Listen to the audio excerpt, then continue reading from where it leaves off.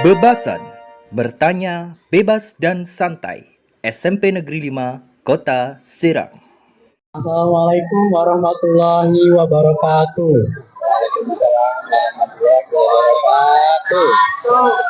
Halo Sobat Sepena, selamat siang.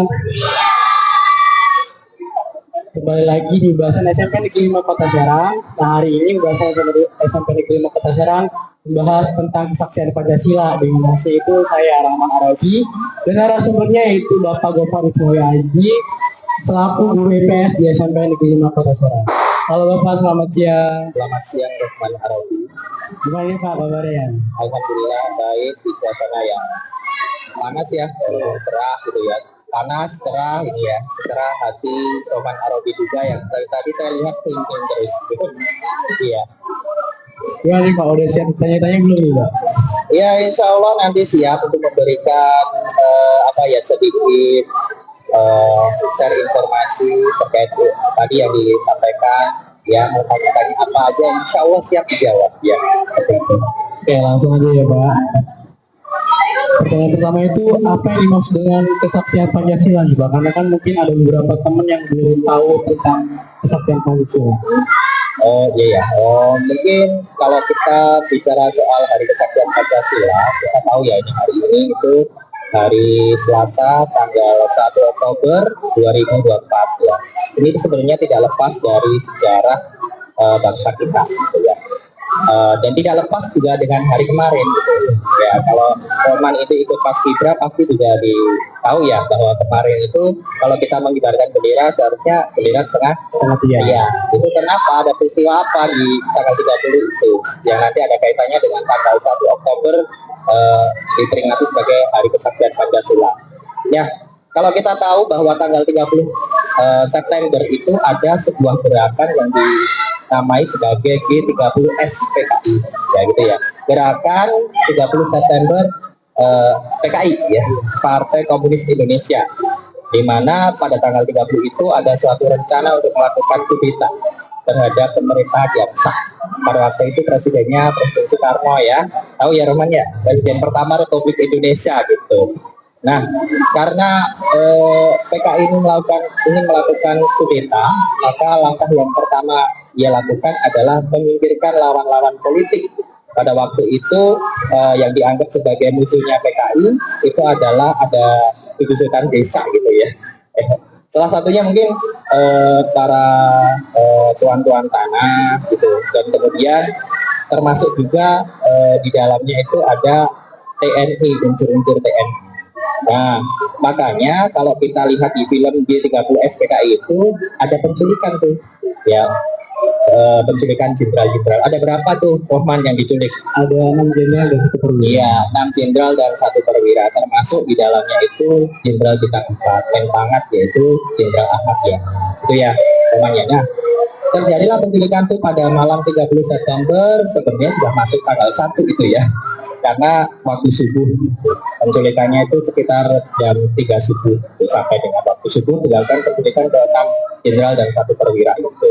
Nah, ternyata penculikan itu mengalami kegagalan karena ada perlawanan dari tentara ya, dari kubu ABRI pada waktu itu, karena salah satu yang rencananya ingin diculik yaitu Jenderal Ahmad Nasution yang saat itu merupakan jenderal yang berpengaruh ya. Nah, berhasil meloloskan diri dari rumahnya dan yang tertangkap adalah ajudannya yaitu Pierre Tendean gitu ya.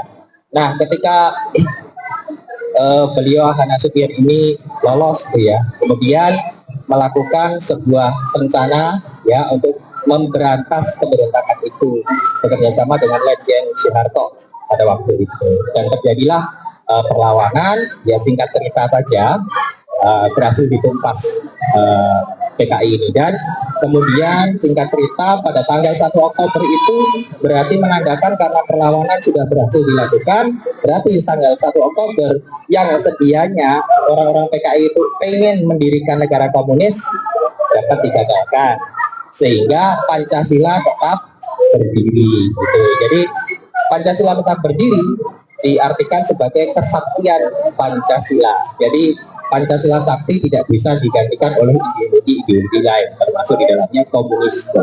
Seperti itu mungkin Rohman Arabi. Gitu ya Pak. Iya. Nah terus kenapa sih Pak kesaktian Pancasila itu harus diperingati? Nah, melihat dari latar belakangnya yang saya sampaikan tadi, kenapa harus diperingati? Sebenarnya bahaya ideologi lain di luar Pancasila itu juga harus kita waspadai. Banyak komunisme itu kan salah satu ideologi yang radikal yang mungkin sudah dilarang di Republik kita Indonesia ini karena sering melakukan pemberontakan baik itu 48, terus di musuh itu ya di Madiun dan 65 ya di Jakarta dan di Yogyakarta juga. Tapi kenapa kita harus memperingati agar kita ingat bahwa sekarang ini apalagi generasi muda nih, ya kita sebagai generasi muda seharusnya kita paham betul bahwa ideologi kita itu Pancasila, itulah identitas kita, itulah jati diri kita. Kita orang Indonesia ya kita harus berpancasila dengan 5 silanya, gitu loh. Jangan sampai nanti kita orang Indonesia malah nggak kenal dengan Pancasila. Padahal Pancasila itu dibuat itu diawali dari penggalian nilai-nilai luhur bangsa oleh para founding fathers kita dan founding mothers kita gitu ya. Jadi para tokoh-tokoh intelektual kita zaman dulu itu sudah menggali benar-benar ideologi bangsa dan ketemu itu 5 poin Pancasila yang seharusnya itu kita jadikan dasar untuk kita bergaul dengan bangsa luar. Ya, kalau kita kehilangan Pancasila ya kita akan kehilangan jati diri kita. Kita akan bergaul dengan orang lain ya nggak punya jati diri. Yang lain ke A, kita ikut A, B ikut B. Misalnya pas tadi ya kasus komunisme tadi. Dulu itu tahun 65 kan terjadi perang ideologi besar itu antara kapitalisme atau liberalisme dan komunisme lah. Itu kita punya Pancasila. Pancasila itu nggak liberal, nggak komunis, pas di tengah tuh. Harusnya kita yang seperti itu, kita nggak boleh ekstrim kiri, nggak boleh ekstrim kanan. Pas kita Pancasila. Makanya termasuk saat ini di SMP 5 sedang melakukan penguatan proyek profil pelajar Pancasila. Makanya kita harus berprofil Pancasila, ya harus mandiri, bergotong royong. Pertama kita harus bertuhan dulu ya. Jangan sampai kita itu orang-orang jadi siswa-siswi yang tidak kenal dengan Tuhannya, ya itu udah repot gitu, jadi ateis nanti. Jadi kita harus Pancasilais gitu ya, Roman ya, seperti itu. Nah, pesan apa sih Pak yang ingin Bapak sampaikan kepada siswa dalam memperingati Hari Kesaktian Pancasila ini? Untuk pesan untuk siswa semuanya, mari kita mempelajari sejarah, ya, bagaimana kata Soekarno pernah menyampaikan dalam pidatonya Jas Merah, ya.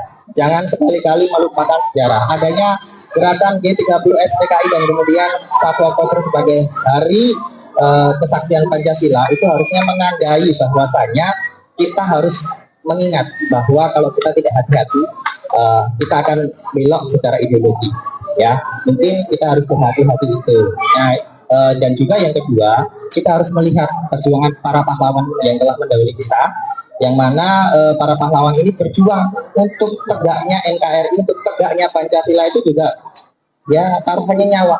Ya, kalau sekarang kita ini sudah di alam merdeka, sudah tidak ada pemberontakan, yang ada ya kita harus mengisi kemerdekaan ini dengan baik, dengan menjadi anak yang soleh-solehah, yang berakhlakul karimah, dan ingat semboyannya Indonesia itu kan bergotong royong dan berbineka tunggal ika. Mari kita sama saling membahu satu sama lain, dan kita harus menegakkan toleransi sesama anak bangsa. Mungkin itu Roman Arabi. Itu pesannya ya Pak, Ya betul. Nah, jadi kesimpulan dari kelas kali ini yaitu kita tidak boleh melupakan jasa-jasa para pahlawan yang dulu.